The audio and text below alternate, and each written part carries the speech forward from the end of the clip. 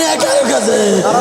শিমুল বিশ্বাসের সাইফাল রায়ান মারেছে যুব নেতা। বীর মুক্তিযোদ্ধাকে যেভাবে আঘাত করা হয়েছে তার মারমুখী ভূমিকা, সে এখন মৃত্যুর সাথে পাঞ্জা লড়তেছে। আসলে বাংলাদেশ জামাত ইসলাম করলে কি তার এই অবস্থা করা হবে? আমরা কি বাংলাদেশ জামাত ইসলাম যারা করি তারা কি অন্যায়ের সাথে আপোষ করেছি না অন্যায় ন্যায় করেছি? আমরা ন্যায় করার পক্ষে থেকে যদি অপরাধ হয় তাহলে এইভাবে না মানে আমাদের সাথে যুদ্ধ করার জন্য ঘোষণা দেন। আমরা রাজপথে নামতে চাই। প্রশাসনের মন্তব্য ভালো না।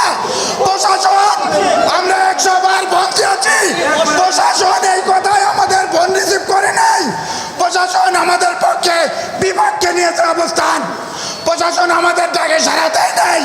প্রশাসনকে আমরা শত শতবার ফোন দিয়েছি, প্রশাসন আমাদের কথা শুনে নাই।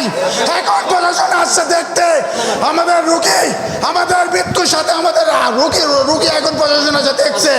আমাদের পাবনা সদর উপজেলার হেমায়তপুর ইউনিয়নের 9 নম্বর ওয়ার্ড, 9 নম্বর ওয়ার্ডের আমাদের ওই ভোট কেন্দ্রের পরিচালক বিশিষ্ট মুক্তিযোদ্ধা, বীর মুক্তিযোদ্ধা শিবরামপুরের আমাদের রমজান ভাই, সে আমার ওই ওয়ার্ডের সভাপতি এবং সে নির্বাচনী এজেন্ট।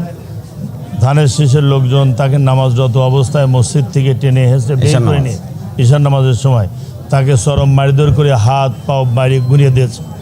এবং এখানে বর্তমান যিনি ধানের শীষের প্রার্থী তার ভাই এবং তার আত্মীয়স্বজন বাবুল বিশ্বাস এবং তার রানা বিশ্বাস তাদের নেতৃত্বে এবং রায়হানের নেতৃত্বে তাকে মারা হয়েছে। এবং আপনারা এখানে দেখেছেন যে এই রোগীর কী অবস্থা। সামনে নির্বাচন, এই নির্বাচনে আমরা সুষ্ঠু নিরপেক্ষ নির্বাচন চাচ্ছি। আইন শৃঙ্খলা বাহিনী, যৌথ বাহিনী এখানে এসেছেন।